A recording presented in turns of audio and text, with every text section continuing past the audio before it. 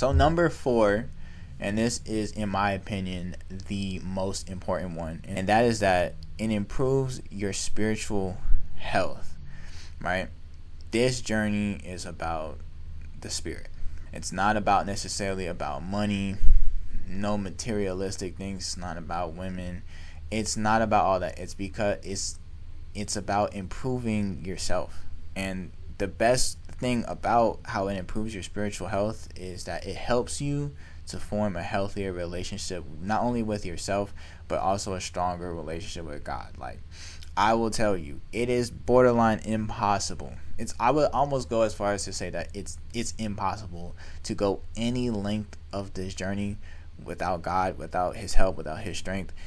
It's very hard to do this alone, at the very least. Even if, you're not like super religious, you're like, oh, God this, God that, all right, whatever. Even if you don't have like an accountability partner, if you don't have somebody that's, staying up with you, or somebody that you have to stay up with or want to stay up with about what's going on in your life, it's going to be easy for you to fall back into the same habits that you were, because you feel like nobody's really watching, nobody really cares. It's going to be easier for you to fall back into these things, right? So I would definitely say forming a stronger relationship with God will help make your experience on semen retention easier. And a lot of people, will say how. I would say the first thing is that it definitely will help you to hold yourself accountable for your decisions, because let's say, you're constantly praying, what I'm saying, you have a strong relationship with God through prayer, it's going to be a bad experience, and you're not going to feel good about yourself, having to ask God for forgiveness again, or, you're not going to go watch porn and then go pray. Like, nobody does that. You know what I'm saying? And if they do, it's because they're praying for forgiveness, right? After a point of time, you're just gonna stop wanting to ask for forgiveness, and you're just gonna hold yourself more accountable before you go through with the decision, right? And the second one is that it will remind you that you're not alone, even during a period of isolation. So even during a time where you're all by yourself, it's comforting, and it's a good feeling to know that somebody's with you, even when nobody else is really around, if you get what I'm saying. And if right? If you've been on this journey and you've went anytime, first of all, make sure to comment. Let's get a conversation going in the comments. I'm gonna make sure to respond to you guys. Let's talk about this a little bit more. But I'm telling you, it's very hard. Most of the people that you see go any length on this journey, they have some type of spiritual connection. It's very hard to do this without some type of spiritual connection, right? And it's going to help you to understand that you're being isolated for a reason, right? You have to understand that, everything happens for a reason. You're seeing this video for a reason. You're watching this video for a reason. You know what I'm saying? This video didn't pop up by surprise or by coincidence, right? You got to stop believing in coincidences, right? You know what I'm saying?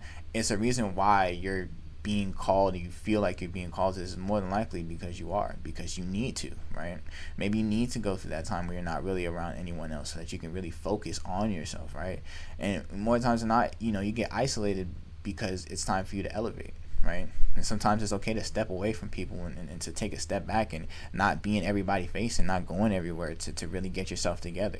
You know what I'm saying? Because you gotta, after a while, you're gonna have to, decide what you want more. You know what I'm saying? Do you really want this life? Because if you really want this life, you're going to have to really earn it. You're going to have to really work hard for it. So understand that it's okay to be alone for a while, right? It's just for a while. Like I said in the beginning, it's just for a while. This is not the rest of your life. It probably won't even be the majority of it. Just for, even maximum like a couple years. Maximum, just like me, right? Most people don't even practice it for that long. Or at least I don't think so. Just for a couple years. Just lock in for a short period of time so that you can elevate yourself in life. And I promise you, it will be easier for you to do that, right? And the last point is going to be, through improving your image of God, you're also going to improve your self-image. And this is because you're going to realize that you were created in the image of God, the most powerful being in the universe. Surely he embedded some of him within you, which means that if God is all powerful, even though you're not all powerful, it's going to show that, and that should show you that, you're powerful to some degree, just because you were created in his image and you believe that, right? So, just to dive a little bit more into this, right?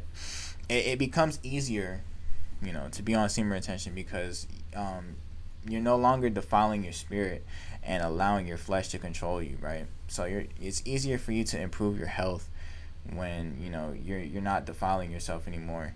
And this is even shown in the Bible, right? In 1 Corinthians 6 verse 18, right? And I'm gonna put it up on the screen so y'all can see it. It says, "Flee from sexual immorality. All other sins a person commits are outside the body, but whoever sins sexually sins against their own body." So even the Bible is telling us, look, if you're doing this, you're only hurting yourself in the end. You're not hurting anybody else but yourself. You're only sinning against yourself, which means you're defiling your spirit. All right. And we can even go to Galatians 5:16 through 26, and I'm gonna be quick with this. Again, I'm going to put it up on the screen. It says, "So I say, walk by the Spirit, and you will not gratify the desires of the flesh, for the flesh desires what is contrary to the Spirit, and the Spirit what is contrary to the flesh. They are in conflict with each other, so that you are not to do whatever you want, but if you are led by the Spirit, you are not under the law. The acts of the flesh are obvious: sexual immorality, impurity, and debauchery, idolatry and witchcraft, hatred, discord, jealousy, fits of rage, selfish ambition, dissensions, factions, and envy, drunkenness, orgies, and the like, yada yada yada," right?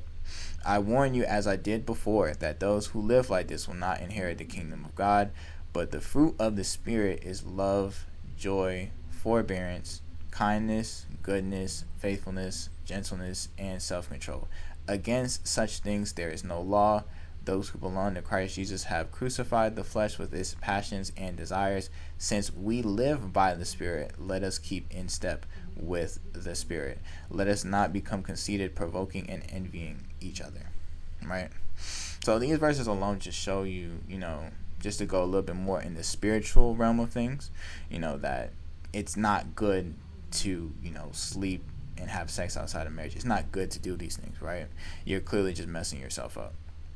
And once you start to understand that, you'll then be able to become more stronger spiritually, and you'll also be more aware. And the Bible talks about that in Ephesians 6 verse 12, and it says, "For our struggle is not against flesh and blood, but against the rulers, against the authorities, against the powers of this dark world, and against the spiritual forces of evil in the heavenly realms." Right? So you're not fighting just against your flesh. You're not just fighting against your meat or whatever it is. The true battle is between your spirit. And that's the case because once you go a good while in this journey, you have a couple relapses, you're going to realize that you relapse or whatever, but the true battle is lost in the spirit first before it's lost in the flesh.